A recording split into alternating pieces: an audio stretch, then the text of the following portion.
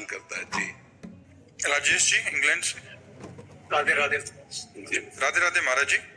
महाराज जी मैं इंग्लैंड में इंजीनियरिंग का प्रोफेसर हूँ।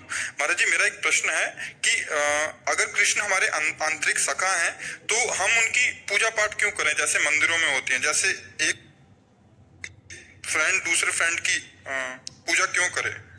तो आपकी उस कोटि की स्थिति है, स्थिति होनी चाहिए तो उनको पूजा की जरूरत ही नहीं है, पर स्थिति होनी चाहिए। देखो अर्जुन नित्य सखा भगवान के है ना, लेकिन अपने सखा को पहचान नहीं पाए।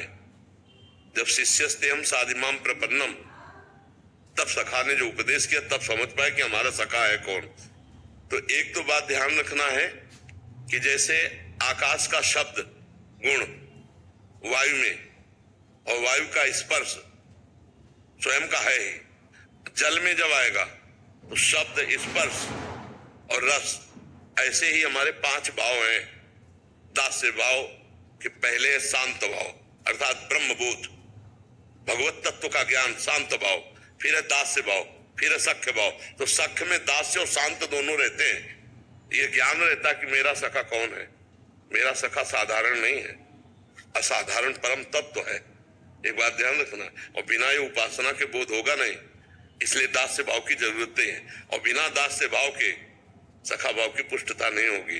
और जब दास्य से सखा में जाओगे तो ये बोध रहेगा कि ये सखा मेरा है कौन और मैं इसका कौन हूं। अंततोगत्वा चाहे नंद बाबा हो चाहे सखा हो, वो भगवान के जो नित्य सखा है वो भगवान की दासता के द्वारा विनय करते हैं। कांता भाव से लेकर के शांत भाव, दास्य भाव, सख्य भाव, वात्सल्य भाव और गोपी भाव। गोपी भी रुदन करते हुए श्री कृष्ण से प्रार्थना करती है, मैं आपकी दासी हूं। दास्यता रहती है। तो समानता खेल में होगी, पर खेल के प्रवेश के लिए अभी आपका खेल में प्रवेश थोड़ी हो गया, अभी खेल में प्रवेश नहीं हुआ, अभी माया के खेल में ही है।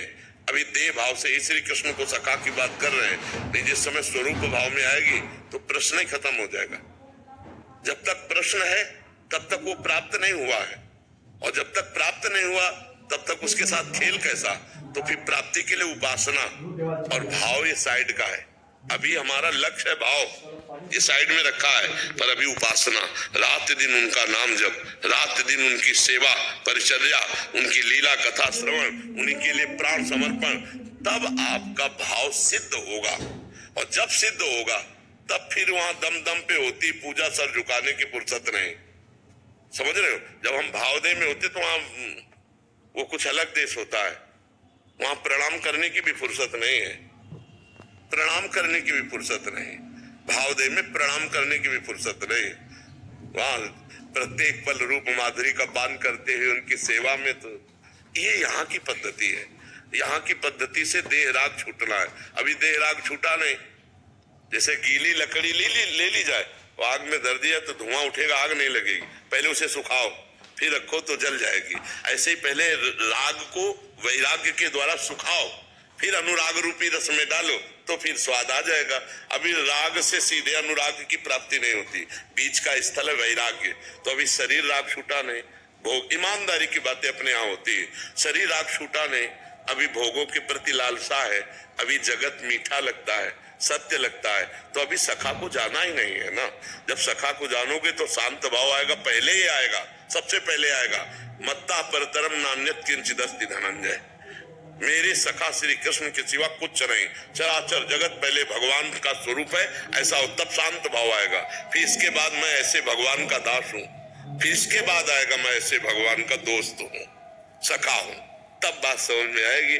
अपने सखा को अगर जानोगे नहीं तो देखो विराट रूप दिखाया तो कांप गए अर्जुन।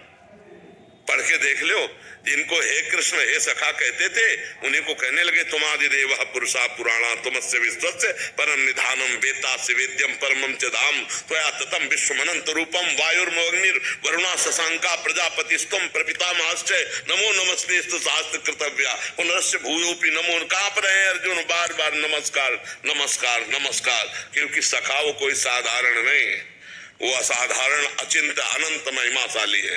तो उसके सखा बनाने के लिए हमारा अधिकार है, क्योंकि हम उनके अंश हैं, पर उपासना के द्वारा। उपासना के द्वारा। वो जन साधारण सखा नहीं है, वो असाधारण परब्रह्म परमात्मा सखा है। तो उसके लिए देह भाव का त्याग, स्वरूप बोध और दास्य भाव से उनकी परिचर्या सेवा, तब हम में सामर्थ्य आएगी, जिसे कहते प्रेम। तो प्रेम क्या करता है? ईश्वर के ईश्वरत्व को भुला देता है और जीव के जीवत्व को भुला देता है और दोनों को सखा बनाकर खिला देता है। ये प्रेम की महिमा है। पहले प्रेम तो आवे, अनुराग तो आवे, तो उसके लिए हमें उपासना और साधना अति अनिवार्य है। समझ पा रहे हैं आप ना जी? राधे राधे।